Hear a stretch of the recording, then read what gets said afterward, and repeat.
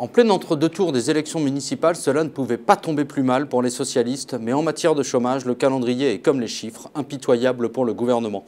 Pôle emploi vient d'annoncer une hausse massive du chômage en février, avec 31 500 demandeurs d'emploi en plus n'ayant pas du tout travaillé dans le mois. Le chiffre est un peu moins fort si on inclut ceux ayant travaillé dans le mois, puisqu'on a en catégorie ABC une hausse de 7 900 demandeurs d'emploi.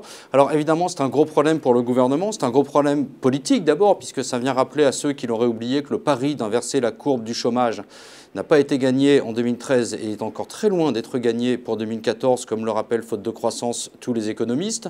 Et puis c'est aussi un problème parce que ce chiffre, il est marquant par son ampleur. 31 500 demandeurs d'emploi en plus, c'est 3 à 4 fois plus qu'en décembre et en janvier. Et surtout, ça replace la France dans une vraie dynamique de hausse avec la 4e hausse mensuelle consécutive.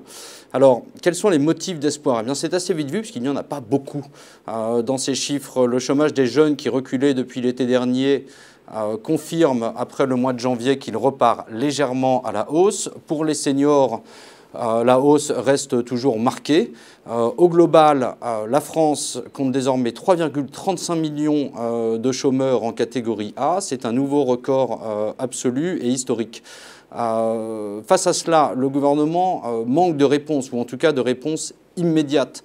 Dans son communiqué de presse, Michel Sapin commence par rappeler que ces chiffres sont plutôt contradictoires avec les signes plus positifs qui peuvent arriver actuellement en termes de légère reprise d'activité. Et puis surtout, il appelle les Français à la patience. La patience, c'est le temps que la croissance revienne et que, espère-t-il, les mesures prises par le gouvernement entrent en vigueur. On pense évidemment naturellement en particulier aux baisses de charges prévues dans le cadre du pacte de responsabilité. Le problème, c'est que ces baisses de charges, elles n'arriveront pas avant 2015 et qu'ensuite, tous les économistes disent qu'il faut un temps de 6 mois, 1 an, peut-être 18 mois pour qu'on ait un impact sur l'emploi. Les Français vont donc devoir s'armer de patience. Le problème, si l'on en croit les urnes, c'est qu'ils commencent déjà à perdre cette patience.